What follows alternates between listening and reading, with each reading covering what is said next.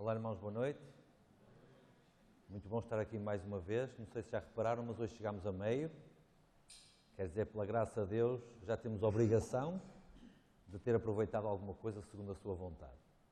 Eu espero que esteja a ser uma semana abençoada para os irmãos. Não está a ser uma semana exatamente, como direi, daquelas mais fáceis de todas, para mim particularmente, mas como eu dizia aqui há dias, provavelmente isso é muito bom até. E por isso, graças a Deus, que no meio de todas as coisas, aqui estamos mais uma vez, para abrir a Escritura e para receber uma mensagem que vem da Escritura e que não vem de homem algum. O título para hoje representa uma das coisas mais importantes que nós temos como adventistas do sétimo dia. Tão importante é que está inscrito no nosso próprio nome, na nossa própria identidade. O sábado.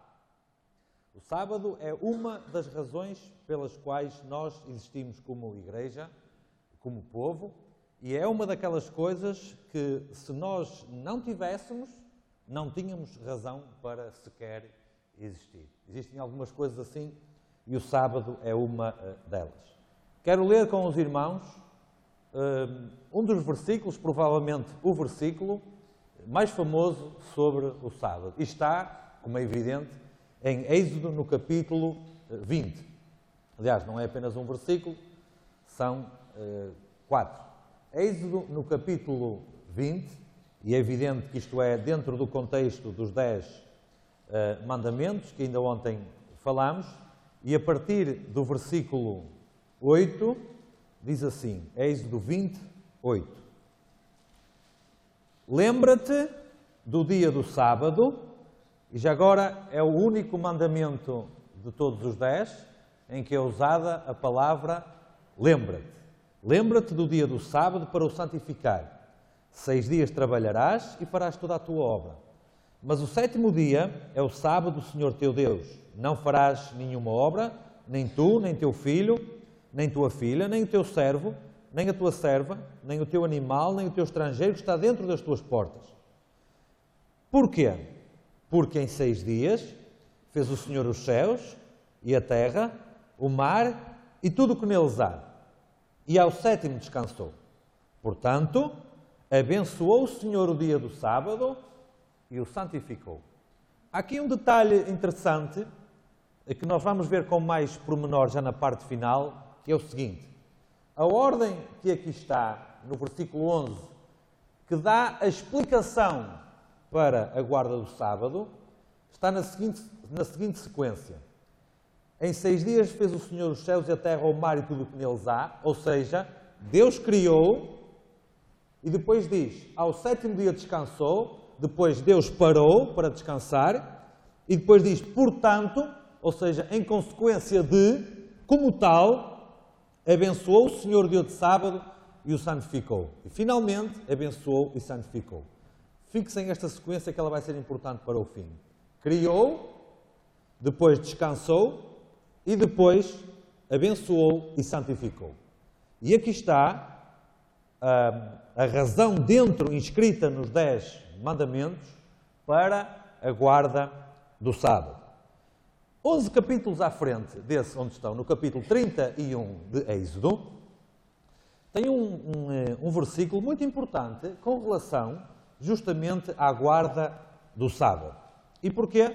Porque indica a perpetuidade do sábado. Ontem falámos da perpetuidade da lei, hoje falamos em detalhe da perpetuidade do sábado. 31 de Êxodo, versículo 16, diz assim: Guardarão, pois, o sábado os filhos de Israel, e vamos já ver quem são os filhos de Israel, celebrando nas suas gerações por aliança perpétua. Entre mim e Israel, ou seja, entre Deus e Israel, será um sinal para sempre, porque em 6 dias fez o Senhor os céus e a terra, e ao sétimo dia descansou e restaurou-se. Um bocadinho a confirmação daquilo que nós lemos atrás. Um argumento que nós ouvimos muito hoje em dia, ou desde sempre, nomeadamente no mundo evangélico, é que o sábado é só para os judeus. Já ouviram isto? Quem é que já ouviu a dizer isto? Já ouviram isto? O sábado é só para os judeus. E a verdade é que eu tenho que perguntar, esta afirmação está certa ou está errada? Quem quer dizer que está errada? Vamos lá com força. Está certo ou está errado? Está certo. Já estão a telefonar para o pastor para me expulsar da igreja, não é? Esta afirmação está certa. O sábado é só para os judeus. E agora está tudo boca aberta, eu tenho que explicar porque é que o sábado é só para os judeus. Então vamos pegar na Bíblia para explicar porque é que o sábado é só para os judeus. Então vamos lá. Gênesis, no capítulo 32. E quem diz judeus, naturalmente, que diz para os israelitas do Antigo Testamento, não é? Normalmente é assim que diz. Gênesis, no capítulo 32, e prestem muita atenção para não perderem o raciocínio, que é para perceberem porque é que eu disse que o sábado é só para os judeus. Gênesis 32, e a partir do versículo 27, isto é no contexto daquela luta noturna que Jacó teve, não sabia bem com quem ele era, mas depois descobriu que era com o próprio Deus. 32, 27 de Gênesis. E disse, qual é o teu nome? Portanto, quem estava a lutar com ele perguntou. E ele disse, Jacó. Então disse, não se chamará mais o teu nome Jacó, mas Israel. Pois como príncipe lutaste com Deus e com os homens e prevaleceste. O nome Israel, do qual viriam os judeus, não é? Por descendência, aparece aqui pela primeira vez na Bíblia, quando Jacó lutou com um homem, ele diz isto no versículo 24, não sabia ao certo quem era, que depois ele mesmo, no versículo 30, veio a reconhecer que era o próprio Deus. Esta luta de Jacó com Deus, que não vamos entrar em detalhe, resultou na conversão e, consequentemente, na salvação de Jacó. Jacó tinha um fardo muito grande sobre si, que era aquilo que tinha feito ao seu irmão e ao seu pai alguns anos atrás. E esta experiência que ele teve resultou na purificação da sua alma desse pecado que ele tinha cometido. Portanto, a partir dali, Jacó sentiu-se um homem convertido, totalmente convertido, talvez deva dizer assim, e verdadeiramente convertido. Ele tinha passado por aquilo que depois, no Novo Testamento, se chama a experiência do novo nascimento. Portanto, assim que ele se converteu, a primeira coisa que Deus faz é mudar o nome dele. E deixar de lhe chamar Jacó para lhe passar a chamar Israel. Dito de outra maneira, quando Jacó se converteu, imediatamente se tornou um israelita. Um nome dado pelo próprio Deus. Nos livros de Gênesis e do Êxodo, não apenas Jacó é chamado de israelita ou de Israel, mas também os seus descendentes.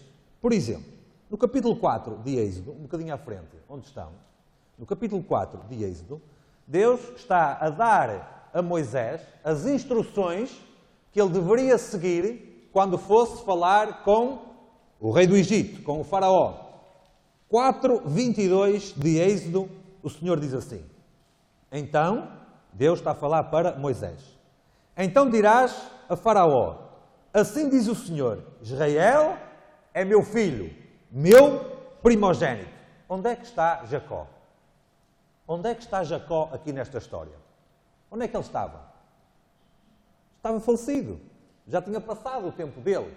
Mas o Senhor diz que o recado que Moisés tem que levar para o rei do Egito é Israel é meu filho. Portanto, não pode estar a referir-se a Jacó, mas está certamente a referir-se à descendência de Jacó. E nós já lemos um versículo há bocadinho, há 3, 4 minutos atrás, que explicava exatamente isto muito bem. E vamos repeti-lo, que é aquele que está em Êxodo 31, segundo o texto que nós lemos. E agora vamos perceber melhor o que é que este texto quer dizer, sendo que fala do sábado e no contexto da descendência israelita. O que é que dizia lá? Vamos ler só um bocadinho. Êxodo 31, 16. Guardarão, pois, o sábado os filhos de não apenas Israel, não apenas Jacó, mas a descendência dele, celebrando, vejam só aqui a descendência, nas suas gerações, estamos a falar de descendência, até quando? Até quando? O que é que quer dizer perpétuo? Quer dizer que não acaba, que permanece sempre, certo? que é o que diz exatamente a seguir. Entre mim e Israel, Jacó já tinha morrido, estamos a falar da descendência, será um sinal para sempre. Jacó já não vive há milhares de anos, mas a descendência dele vive.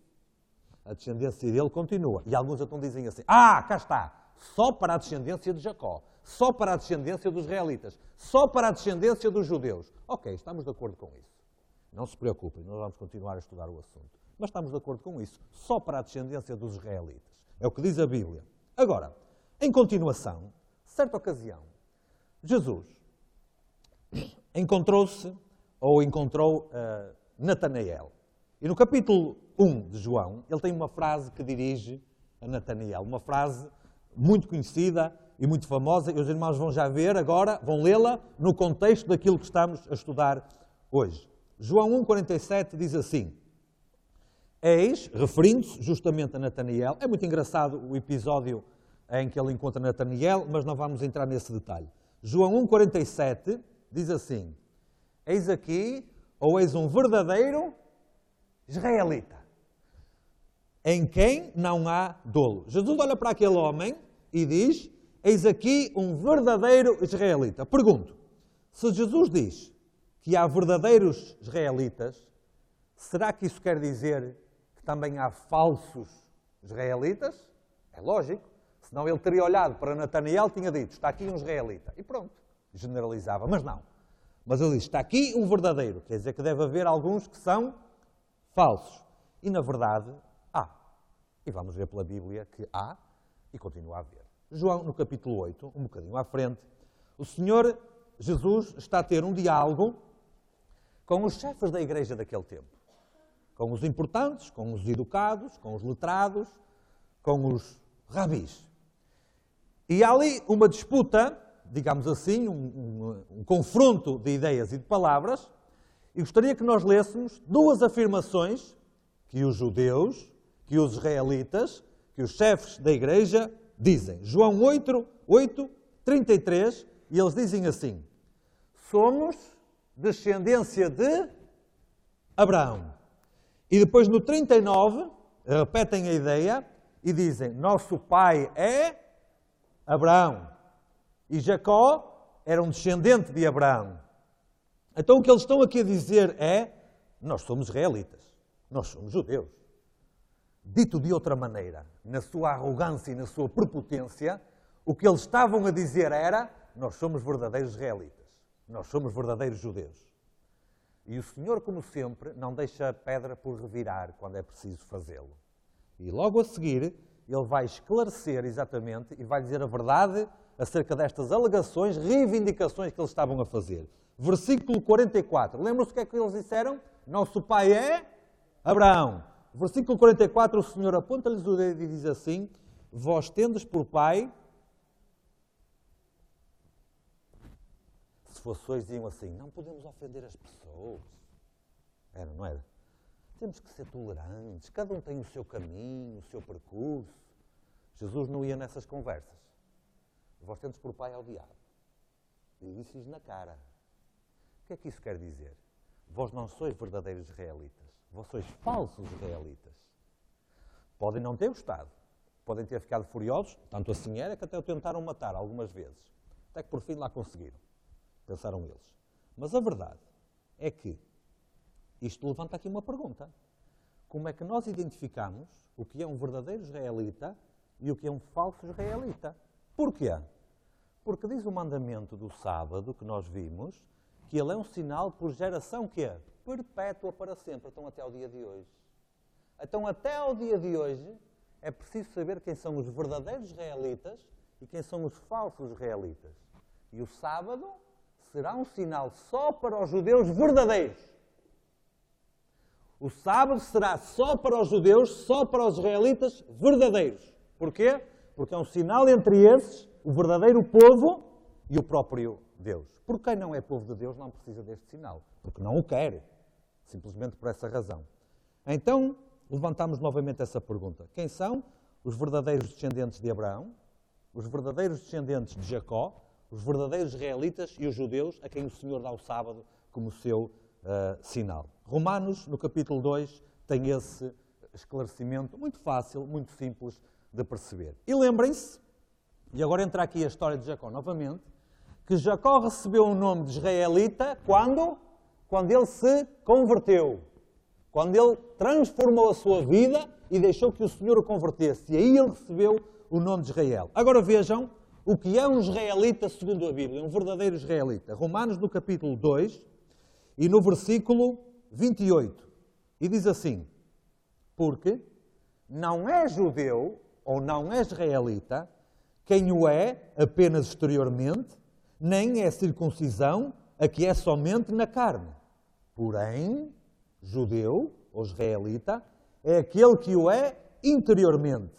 E circuncisão a que é do coração no espírito. Não segundo a letra e cujo louvor não procede dos homens, mas de Deus. Então o que é um verdadeiro judeu? É aquele que o é na carne? São os descendentes biológicos de Abraão? Não. É aquele que o é no espírito. São aqueles que são descendentes espirituais de Abraão. Aqueles que são descendentes espirituais da conversão que Jacó teve naquele dia e que por isso recebeu o nome de Israel e passou a ser um israelita a partir daí. Isso quer dizer que aqui dentro desta sala pode haver 0 pessoas que são descendentes biológicos dos judeus. Até pode haver judeus raciais, étnicos aqui dentro, mas não é isso que importa. O que importa é ser um judeu, um israelita espiritual. Depois há outro texto, no mesmo capítulo, versículo 6 até ao 8, que diz assim: 2, 6 até 8. Não que a palavra de Deus haja faltado ou falhado, porque nem todos os que são de Israel são de facto israelitas. O que estava aqui a dizer Paulo nesta carta é: nem todos aqueles que são descendentes biológicos, filhos, netos e por aí fora de Abraão e todas as outras gerações, nem todos eles são israelitas espirituais. E agora aqui isto é um caso muito sério. É um caso muito sério. Porque nós guardamos os mandamentos do Senhor e acreditamos profundamente que o sábado é um sinal entre Deus e o seu povo. Mas diz este versículo aqui, que dentro do povo israelita de hoje, que são os adventistas do sétimo dia, nem todos são israelitas espirituais. É o que diz a Sagrada Escritura. Versículo 7. Nem por serem descendência de Abraão são todos filhos.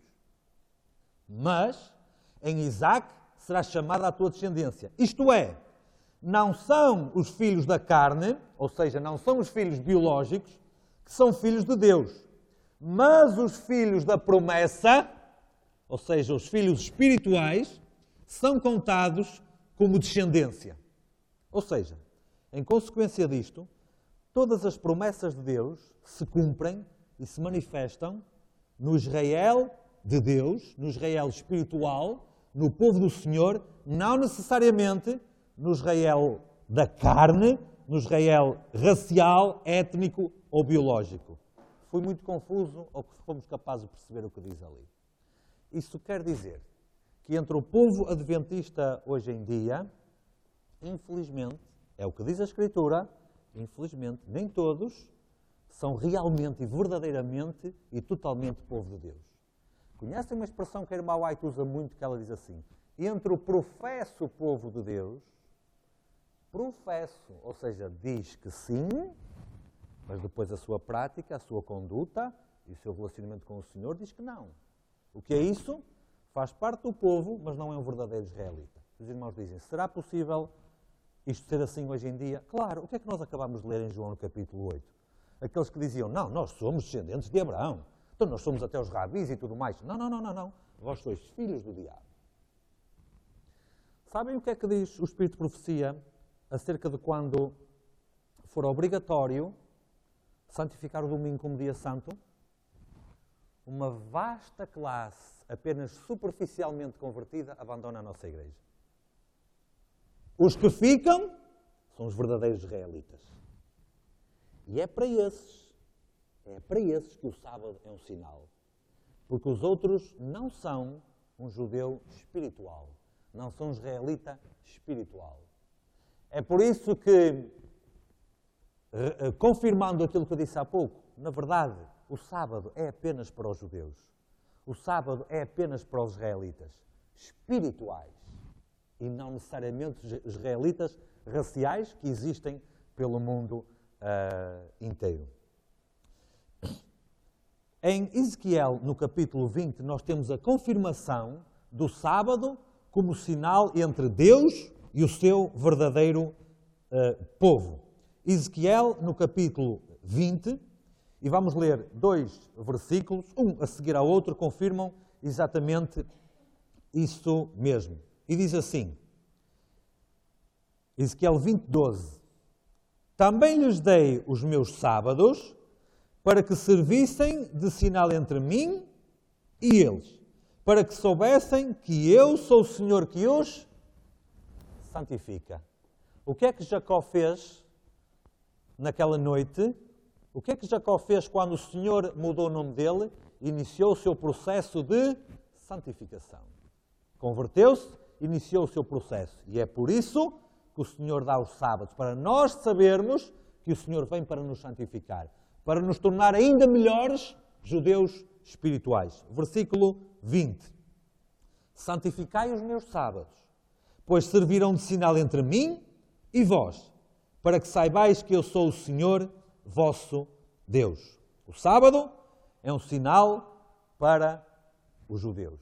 E hoje em dia, o que é um judeu, um israelita aos olhos de Deus? É todo aquele que o aceita como Salvador e que se converte e que inicia um caminho de santificação. E esses têm o sábado como sinal entre o Senhor e eles mesmos. Os outros, ou por desconhecimento, ou por desleixo, ou porque não querem, não têm o sábado como sinal. Podem ter qualquer outra coisa diferente. Daqui vem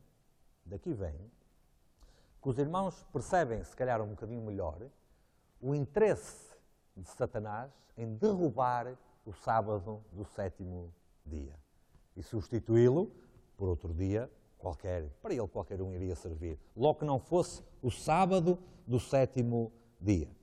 E nós, como adventistas, recuperamos a história, a história universal, claro, e nós vamos buscar o início da igreja cristã, a igreja primitiva, os séculos imediatamente a seguir, quando se procedeu à substituição do verdadeiro sábado do 7º dia por um outro dia que não tem qualquer santidade, pelo menos à luz da Bíblia.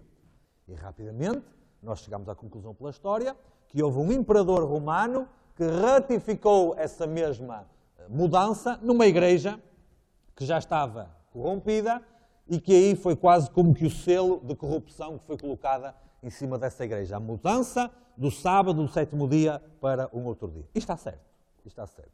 Mas há mais nesta história.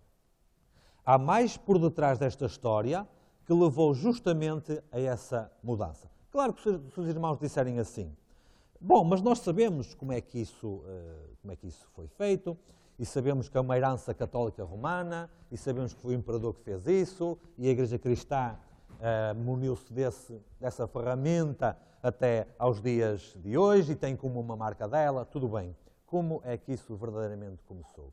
Qual foi a mente engenhosa que delineou esse plano? Vamos ler alguns textos da irmã White, alguns parágrafos, e diz assim: Satanás sabe que se ele pode fazer outros violarem a lei de Deus, tê-los-á ganho para a sua causa, pois cada transgressor daquela lei deve morrer.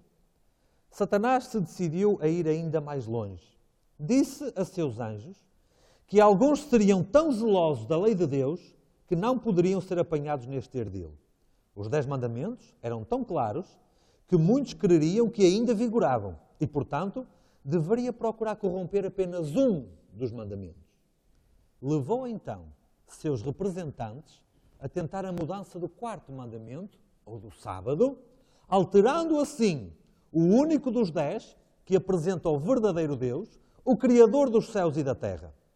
Satanás apresentou perante eles a gloriosa ressurreição de Jesus e lhes disse que, por haver ele ressuscitado no primeiro dia da semana, mudara o sábado do 7º para o primeiro dia da semana. Quem foi a mente engenhosa que idealizou esta mudança? Os prelados romanos? Um imperador romano? Não. O próprio Satanás. O próprio Satanás idealizou este plano que, diga-se, na perspectiva da estratégia de Satanás, foi genial. E vemos isso claramente no desenrolar da história até aos dias de hoje. Um engano que isto produziu e ainda produz até aos dias de hoje. Contudo, os adventistas são chamados a fazer uma pregação diferente. Não porque querem contrariar isto que está aqui, mas porque querem manter-se fiéis a isto que está aqui. Irmã White comenta assim: em 1847, um relato que ela faz, enquanto os irmãos estavam reunidos no sábado em Topsham, Maine, o Senhor deu-me a seguinte visão.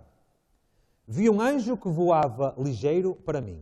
Rápido, levou-me da terra para a cidade santa. Na cidade, vi um templo no qual entrei. Passei por uma porta antes de chegar ao primeiro véu. Este véu foi erguido e eu entrei no lugar santo. Ali vi o altar de incenso, o castiçal com 7 lâmpadas e a mesa com os pães da proposição.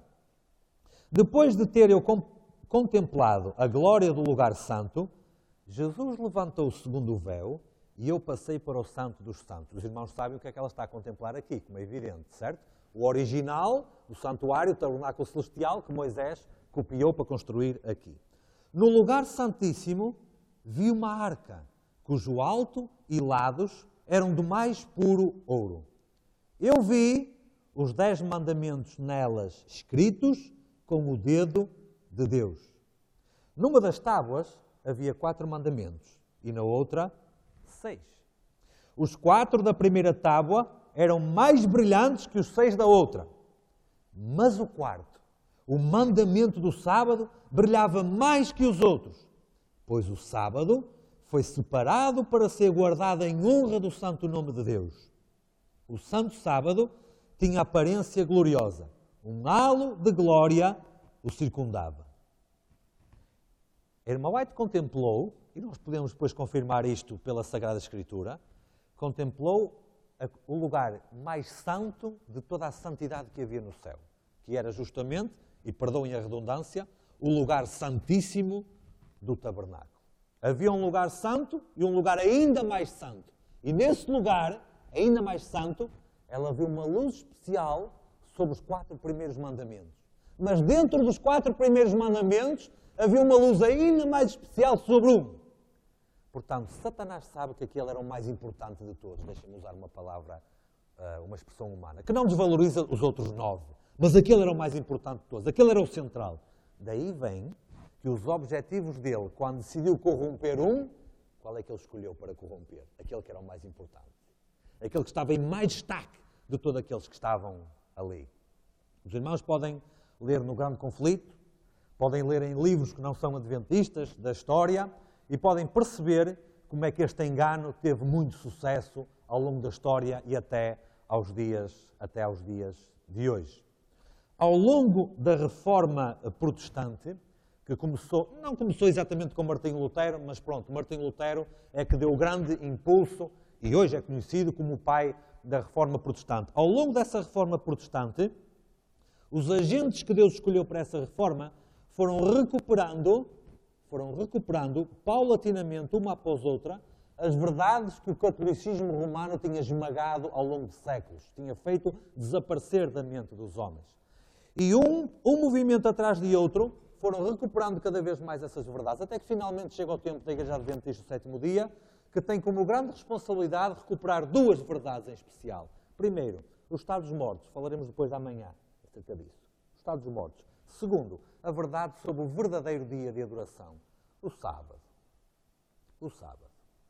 E nós surgimos mais ou menos a meio, vamos dizer assim, do século XIX e nos estabelecemos logo a seguir e desde o princípio, no nosso nome, está a importância do sábado do sétimo dia. Sendo que já naquele tempo não havia muitos guardadores do sétimo dia. Havia alguns, mas não havia muitos, mesmo entre aqueles que se diziam protestantes. Daí vem que uma publicação católica americana, no final do século XIX, decidiu fazer um estudo.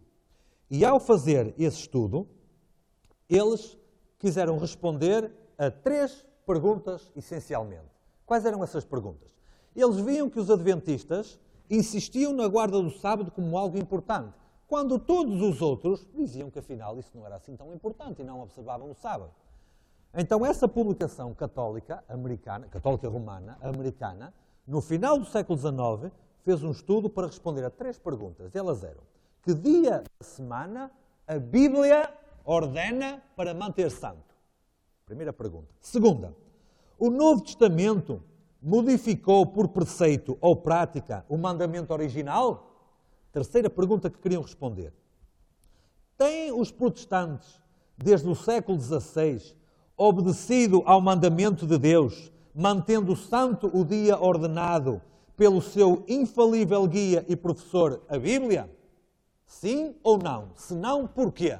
E estas perguntas, os responsáveis católicos quiseram saber e quiseram estudar para responder. Eu tenho os recortes da publicação de 1893, ou das publicações de 1893, nas quais eles publicaram, por escrito, como é evidente, o estudo para responder a estas perguntas. Se os irmãos quiserem, eu posso mostrar que eu tenho os recortes, mas eu trouxe alguns excertos para ler para os irmãos. Quais são as conclusões e as respostas católicas a estas perguntas que nós lemos? E diz assim, a publicação chama-se The Catholic Mirror, e no dia 2 de setembro de 1893 eles escreveram assim: os adventistas são o único corpo cristão que tem a Bíblia como seu professor e que não encontram nas suas páginas nenhum mandato para a mudança do 7º para o 1º dia. O seu princípio basilar consiste em separar o sábado exclusivamente para a adoração a Deus, em conformidade com o mandamento do próprio Deus, repetidamente reiterado nos livros sagrados do Velho e do Novo Testamentos, literalmente obedecido pelos filhos de Israel, onde é que nós já vimos esta expressão no estudo de hoje, durante milhares de anos até hoje, e aprovado pelo ensinamento e prática do Filho de Deus enquanto esteve na Terra. Os católicos romanos sabem que a Bíblia diz que o sábado, 7º dia, é o dia de guarda. Sabem que isso está previsto no Velho e no Novo Testamento. E sabem também que até o próprio Cristo, quando esteve cá na Terra, aprovou exatamente essa ordenança do sábado do 7º dia. Mas eles continuam dizendo assim: os protestantes do mundo, exceto os adventistas, com a mesma Bíblia como seu professor único, infalível, estimado, pelo seu exemplo, desde o seu aparecimento no século XVI, com a prática honrada pelo tempo do povo judeu diante dos seus olhos, rejeitaram o dia nomeado por Deus para a sua adoração e assumiram, em aparente contradição do seu mandamento, um dia para a sua adoração, nem sequer uma única vez referido para esse propósito nas páginas do volume sagrado. Irmãos, a Igreja Católica sabe que não há fundamento bíblico para a guarda do domingo. E sabem, e às vezes nós podemos ouvir algum clérigo católico a dizer: não, mas Jesus ressuscitou ao domingo. Deixem-me dizer-vos uma coisa, a Igreja Católica não tem interesse nenhum em defender essa posição. A Igreja Católica não tem interesse nenhum em defender que guardam o domingo porque Jesus rejeitou ao domingo. Desculpem a expressão que eu vou usar, mas isso é para enganar tolos. A Igreja Católica tem todo o interesse em dizer: nós mudamos o sábado para o domingo.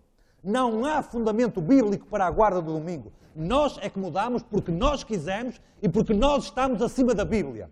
Eles têm interesse em fazer isso. Sabem porquê? Por uma questão muito simples. Porque todo aquele que se diz protestante, mas na verdade observa o domingo como dia santo, está a reconhecer a autoridade não à Bíblia, mas à Igreja Católica. Se pudesse haver fundamento bíblico para a guarda do domingo, então estaríamos a reconhecer a autoridade da Bíblia para guardar o domingo. Mas não há. A única autoridade para a observância do domingo é a própria tradição da Igreja Católica Romana. E eles assumem isso, e bem, porque é verdade, e querem assumi-lo, e querem dizer claramente que não há fundamento bíblico para essa mudança, tal e qual diz o Catecismo. Porquê? Porque todo aquele protestante, ou seja lá qual for, que guardar o domingo, está a fazê-lo debaixo da autoridade de Roma e não debaixo da autoridade da Bíblia. Daí vem que não precisa de fazer conflito, não precisa de fazer luta nenhuma, porque ali está a ceder e a reconhecer a autoridade ao papado, tal e qual o papado deseja. Uma semana depois desta publicação, veio o complemento do estudo e tem um excerto que diz assim: assim, a conclusão é inevitável a saber que entre aqueles que seguem a Bíblia como seu guia, os israelitas, ou seja, os judeus, e os adventistas do sétimo dia, têm o peso exclusivo da evidência do seu lado, enquanto que o protestante bíblico não tem uma palavra em defesa pessoal da sua substituição do sábado pelo domingo. Irmãos, não há dúvida quanto ao que a Bíblia diz. A Igreja Católica não tem dúvidas quanto àquilo que a Bíblia diz. O dia de guarda que a Bíblia ordena é o sábado do sétimo dia. Não há dúvida nenhuma, eles mesmo reconhecem isso. Que os adventistas e os judeus, pelo menos os que ainda são ortodoxos, reconhecem que têm o peso exclusivo da evidência do seu lado. E assim é verdade. De tudo isto que nós lemos aqui, deste estudo dos nossos amigos católicos que fizeram há mais de 100 anos atrás, uma coisa é certa, estão cobertos de razão. Concordamos totalmente com a conclusão à qual eles chegaram. Qual é a diferença aqui? É que os adventistas do sétimo dia reconhecem e querem reconhecer a Bíblia, só a Bíblia, e nada mais do que a Bíblia, como a sua autoridade em razão de fé. E é por isso que nós guardamos o sábado do sétimo dia. Nós guardamos o sábado do sétimo dia porque a Bíblia o ordena e porque a Bíblia também diz que isso será por geração, como é que dizia? Perpétua, para sempre. Ora, vamos ver em Isaías no capítulo 66. Isaías no capítulo 66 tem um versículo muito interessante com relação ao sábado, e não só. Isaías 66 e no versículo 23. E diz assim, Isaías 66 e no versículo 23, mesmo no finalzinho do livro de Isaías. E será que de uma lua nova até à outra, e desde um sábado até ao outro, virá toda a carne adorar perante mim. Nós temos aqui dois momentos de adoração. Repararam que há dois períodos de tempo mencionados neste versículo? Não repararam? Ora, vejam lá. De uma lua até à outra, quanto tempo é que é? Um mês. Alguém disse aí. Um mês. Nós temos... Já agora, sabem qual é este mês? Sabem porque é que de mês... Aqui diz assim. De uma lua nova até à outra, virá toda a carne a adorar perante o Senhor. Sabem o que é que nós vamos lá fazer uma vez por mês a adorar perante o Senhor? Já agora, marcam essa página e vão à última página da Bíblia. Apocalipse 22. Na última página da Bíblia tem a explicação para a razão pela qual, uma vez por mês, iremos lá adorar diante do Senhor. Na última página da vossa Bíblia, Apocalipse 22, e no versículo 2, diz assim, no meio da sua praça, falando da nova terra, da nova Jerusalém, no meio da sua praça, e de uma e de outra banda do rio, estava a árvore da vida, que produz 12 frutos, dando o seu fruto de mês a mês. E as folhas da árvore são para a saúde das nações. Porquê é que iremos lá de uma lua nova até à outra? Para comer do fruto que dá todos os meses, não para curar doenças, mas para manter a vida, porque a vida está fora de nós, certo? Então iremos lá. Mas há outro período de tempo, voltando a Isaías 76, há lá outro período de tempo, que é de um sábado até ao outro, iremos adorar perante o Senhor. Fazer o quê? Observar e guardar o sábado como dia santificado e abençoado, tal e qual existe desde o Éden e continua a existir até os dias de hoje e continuará a existir à eternidade. Que lógica é que tem? O sábado ter sido abençoado e santificado desde o Éden até à cruz. Depois da cruz até ao tempo de hoje já não é santificado e abençoado. E depois vai voltar a ser na nova terra. Que lógica é que isto tem? Não tem nenhuma. Porquê? Porque lemos que o sábado é um sinal perpétuo e para sempre, ininterrupto. E continuará a ser quando chegarmos ao reino dos céus. Se eu perguntasse aos irmãos qual é o versículo da Bíblia, o texto da Bíblia que mais identifica os adventistas do sétimo dia, qual é que me diriam? Provavelmente, ou possivelmente, nem vou esperar pela resposta, Apocalipse 14, versículos 6 e 7, onde tem as mensagens angélicas. Ora, procurem lá. Apocalipse, capítulo 14, onde tem as mensagens angélicas. E eu quero chamar a atenção dos irmãos para um excerto dessas mensagens que nós vamos ler. E podemos ler o versículo 7, dizendo com grande voz. Estamos a ler apenas um pequeno excerto das mensagens, certo?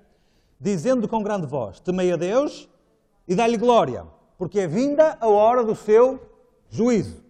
E adorai, ora vejam só, aquele que fez o céu e a terra e o mar e as fontes das águas. Os irmãos já leram isto hoje? Onde é que nós lemos isto hoje? Lembram-se quando nós lemos no Êxodo o mandamento do sábado? O que é que dizia lá? Porque em 6 dias fez o Senhor os céus e a terra e o mar e tudo o que neles há. E a última mensagem de adoração, que está no Apocalipse, a última mensagem de adoração para todas as tribos, no fim dos tempos, o que é que diz? Diz justamente, adorai aquele que fez o céu, a terra, o mar e as fontes das águas. Está ou não está a invocar o mandamento do sábado nos 10 mandamentos? Para o fim dos tempos, como sinal identificativo especial do povo de Deus no fim dos tempos. Sabem, Satanás não gosta que Deus seja reconhecido por Criador. Já agora, por curiosidade, estas mensagens começaram a ser pregadas, grosso modo, no início do século XIX, por aí fora, até o tempo do estabelecimento da nossa igreja.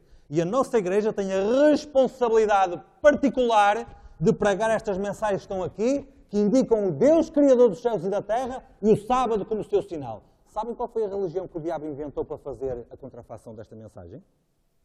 O diabo criou uma religião quando nós surgimos, o movimento adventista, na década de 1840, quando nós surgimos com esta responsabilidade, o diabo criou uma contrafação religiosa que se chama evolucionismo. Porquê?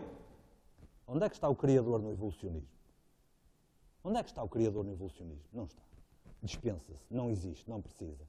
Então, quando aparece a ordem de Deus para adorar o Criador, Satanás arranja maneira de colocar a ciência moderna a explicar que, afinal de contas, não há Criador. Isso são mitos da antiguidade.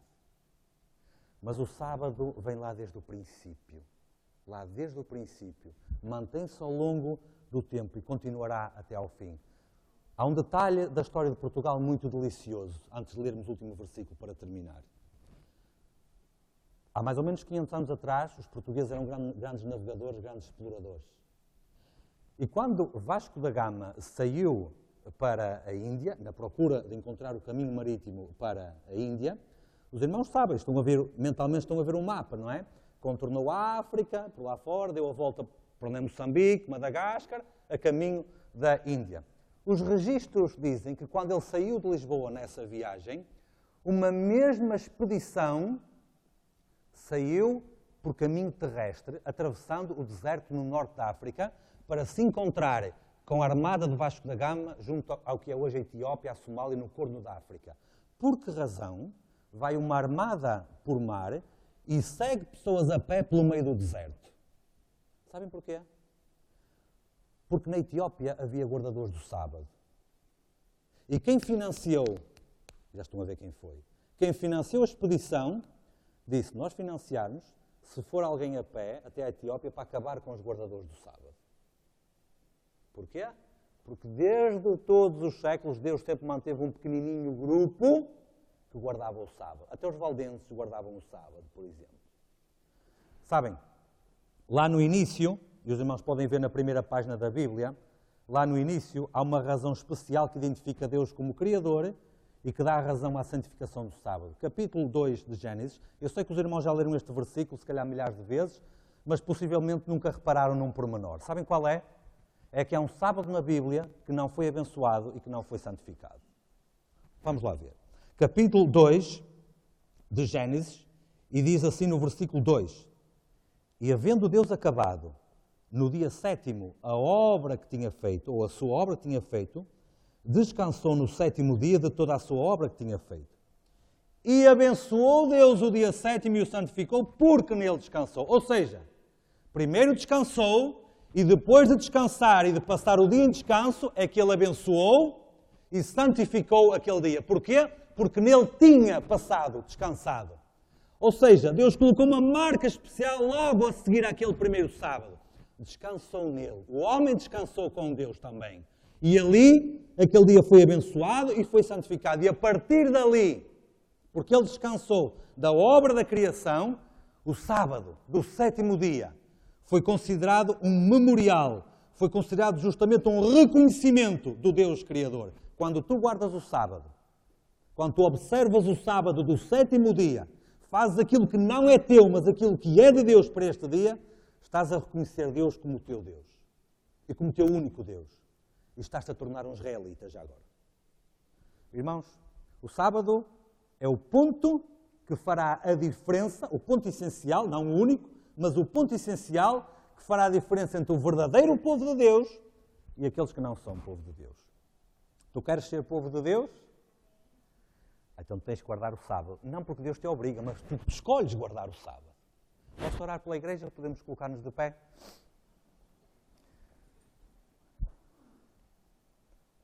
Nosso santo Deus, nosso querido Senhor, louvado seja o teu nome pelo santo dia de sábado que tu nos deste. Louvado seja o Senhor porque temos um memorial que não pode ser destruído. Porque de 7 em 7 dias Ele está diante de nós para nós o respeitarmos, nós o observarmos e o guardarmos conforme o teu mandamento. Permite-nos ficar fiel, Senhor.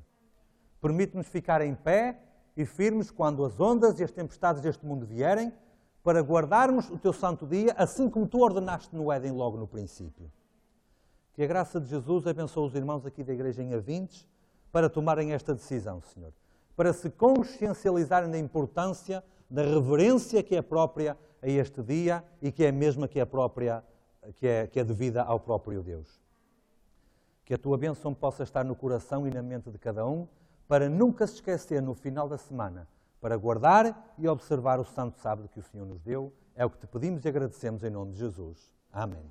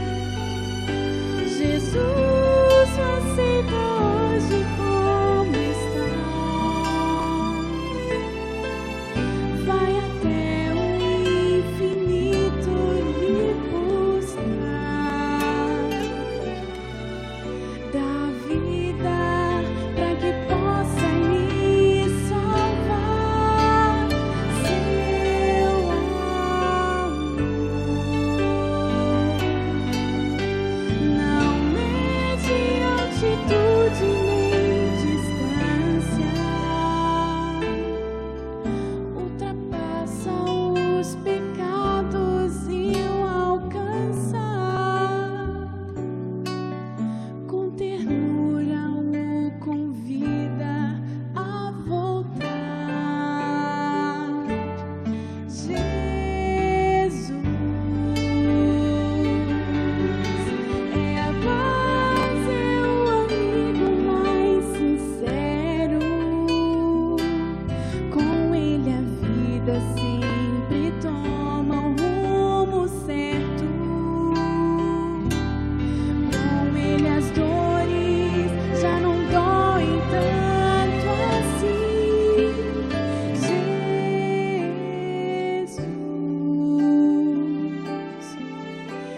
amor.